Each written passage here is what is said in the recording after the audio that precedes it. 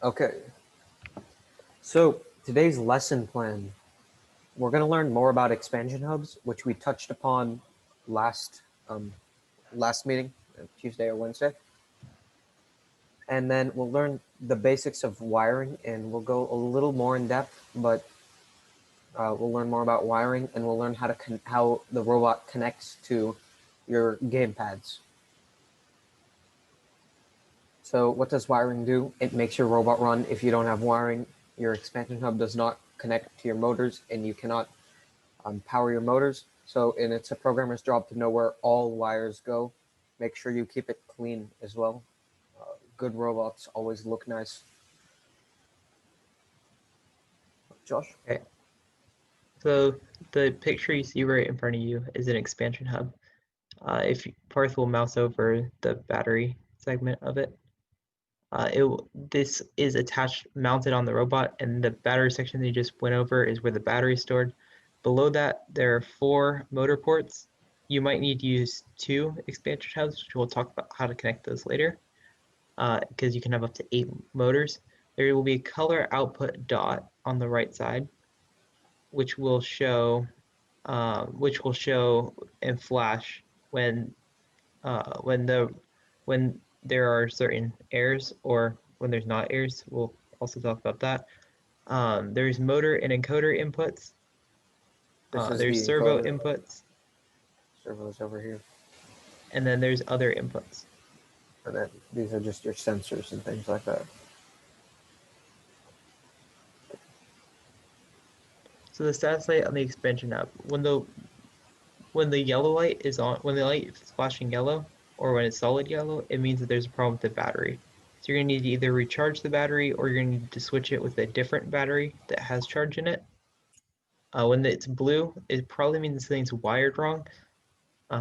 So you need to check your connections, make sure they're secure, make sure everything's connected to the phone properly, make sure it has power. Yeah. And when it's green, it means that everything is working. And the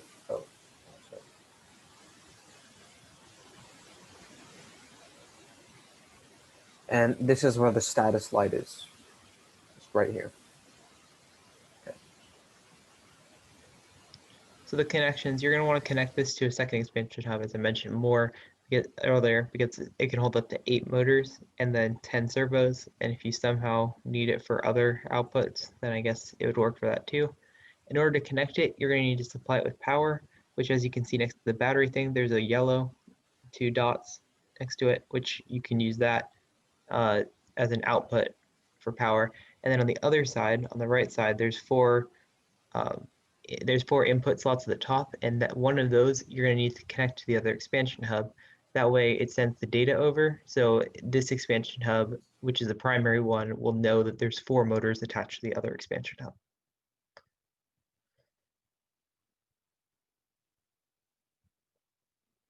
Okay, so the power will come from your batteries. You can't use, sorry about that. You can't use anything else for power. The power will go straight into the expansion hub right here. And the expansion hub will divert power to the other expansion hub, motors, servos, and sensors, right? And the expansion hub will also take in any information. This is the normal type of battery that we'll be using. We have these, there's another type of battery that we'll go over, and they're both interchangeable. Just some might look better or might fit better with your CAD. Make sure that they're charged, but never overcharge them. You don't want to degrade their battery life. This is a adapter, so there are some batteries that will have this type of output, and in order to connect to your switch, you're going to need this type of output, so that'll just switch it. And then this yellow part of the switch will go into your expansion hub. And always make sure that your robot is off unless you want it to be on. Never leave it on for too long or unsupervised. This is the slim battery. The slim battery is the same as the other battery you saw. It's just a different shape, and it might work better with your CAD. So motors and encoders. Motors and encoders, motors are what powers the robot. So you'll be able to program it to spin one way or the other, counterclockwise or clockwise. And then you should check which orientation it's facing when you attach it to the robot, because if it's facing the wrong way, then it will be spinning the other way. So you want to make sure that when it's connected to the robot, it's connected in the right way, so you know which way it's going. I said way too much there. It's connected from the white on the motor on the top. There's a bigger white output that connects to the part that looks like that on the expansion hub. Encoders work with the motor, so it will track the distance that that motor is run. They're very useful during autonomous, and we'll actually use a separate encoder on a wheel without a motor for odometry in order to track the distance that it goes. But you can also use those for like if you want your intake to run a certain amount of times around, etc. It will connect on the small slot on the bottom of the motor based on this orientation into the slot that looks like that on the expansion hub. And you do not always need them. You can have a motor without an encoder attached. That is possible, and it will still work. Okay, so somebody put something in the chat. I'll just go over servos. So servos are like motors with less power, and they can only turn, or some specific servos can only turn in a limited degree of motion, or limited range of motion. So like your arm, it doesn't go a full 360, it can go a little over 90, or maybe around 180, right? So that's what servos are like. Servos normally will go until have like a 270-degree range. There are some continuous servos, but don't think about using those to power your wheels. Not very strong. Okay, some other inputs that we have are things like touch sensors, color sensors, cameras, and these all go on the right side of the expansion hub. And then they're used the way that you would think they're used. Touch sensors will detect if your robot touches anything. A color sensor will detect a certain color or color range, and a camera can be used to find reflective pieces on the field. So the phones. So you're going to use two phones, a robot controller and a driver station. A robot controller is what goes into the robot. You have your code pushed onto the robot controller through a computer or just directly onto it, which we'll talk about methods for doing that in a bit. But that connects directly to the robot, and the driver station connects is what you'll use to run stuff. The robot controller is where the information is stored. There is a control hub, which we'll talk about in a few slides, which replaces the robot controller. It is when you're running it, it's always going to be attached to the robot, and you can use it to configure the sensor and motor locations, so the robot knows which motors are attached to which ones. So when you say like run motor 1, it will know where motor 1 is, and it will connect to the driver station, and then you push your code and you store all your code on the robot controller.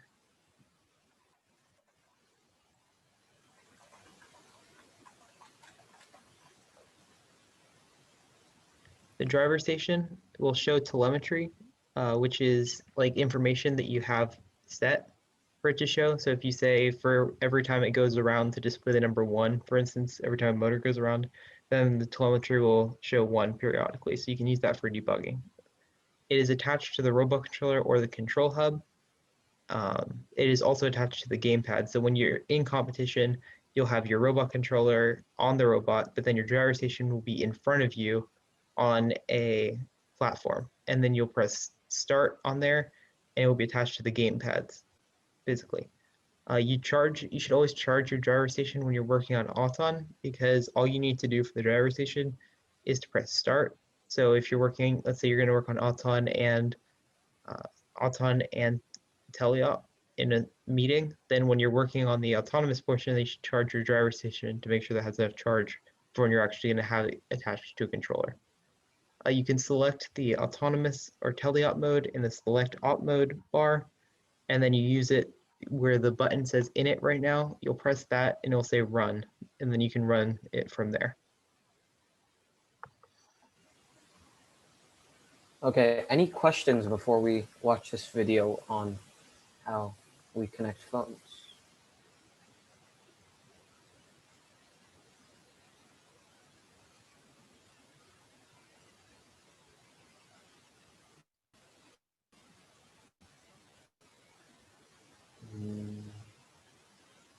Okay, well, then we're just going to watch this short video, and it's about how phones connect to each other. Oh, wait, I have to share audio 1 second.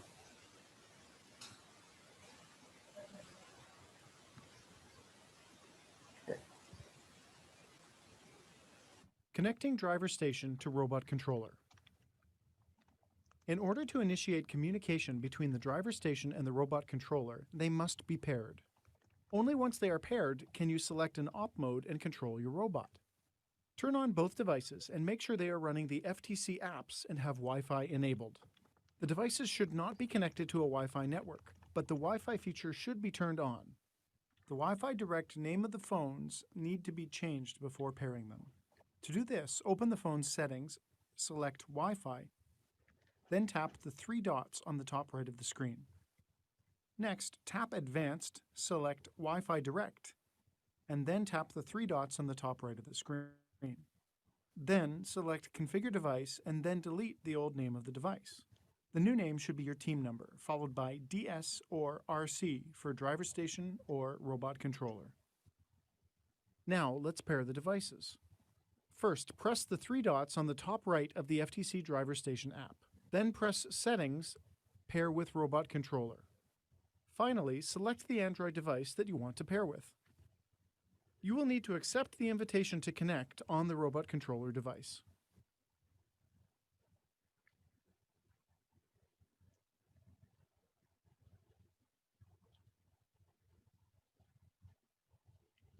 One thing I will say is that it's really important to figure out how to pair and like how to do all the configuration stuff for the robot controller and the driver station. I know a lot of our FTC programmers' time last year was wasted on just messing with the settings of configuration and getting everything to pair because it's really annoying. Yeah.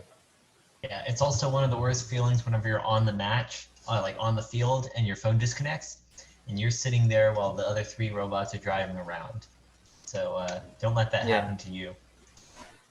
And that's another reason why you need to make sure your wiring is good, as well as make sure that the connections are extremely stable. Okay, so this was setting up the robot controller. This just goes over what you saw in the video, and we'll go more in depth in it on this if we meet in person. So,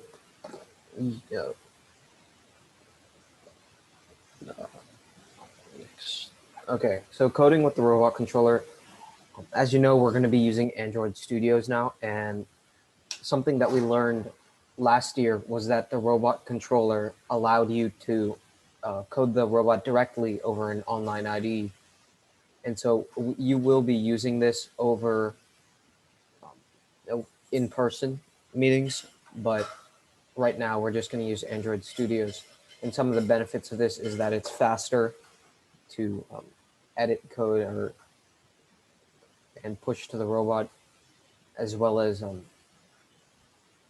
fine-tune things. Say you want to see what speed you like the most, you can change it without having to unplug the phone and push to a phone. So, Control Hub. The Control Hub this year is an alternate to the robot controller phone, and it will also replace the expansion hub. So it's basically a smart expansion hub. You can use it this year for the first time, and you'll enter the configurations a bit differently, and you'll pair it with the driver station a bit differently. So instead of using the phone, you'll have to access it, which we'll talk about later for coding. Or no, we already talked about that. Well, so you have to access it by putting in its IP address and connecting to its Wi-Fi, and then going to the place where you directly code onto it. And then you enter the configurations in a separate tab there. And we'll have another tutorial on that, depending on if we end up using those or if you guys are going to come into school. So we might show that off. Okay, so the gamepads are connected to the driver station. There's 2 of them, one for each driver. Normally, gamepads will be one gamepad will be for driving the robot, and one gamepad will be for intake mechanisms. You need to differentiate the controls when you first plug in your gamepads. We do this by using start A and start B, and then it'll make each gamepad a different object that you can call in an if statement. So if gamepad 1's button A is pressed, you do this, right? So the controls are what you normally see. You have joysticks, you have A, B, X, Y. You have the back bumpers and triggers.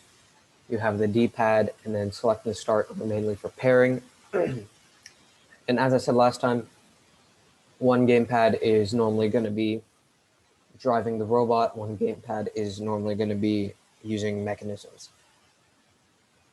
A lot of some things that we did was you can change speed, have a button that increases or decreases speed.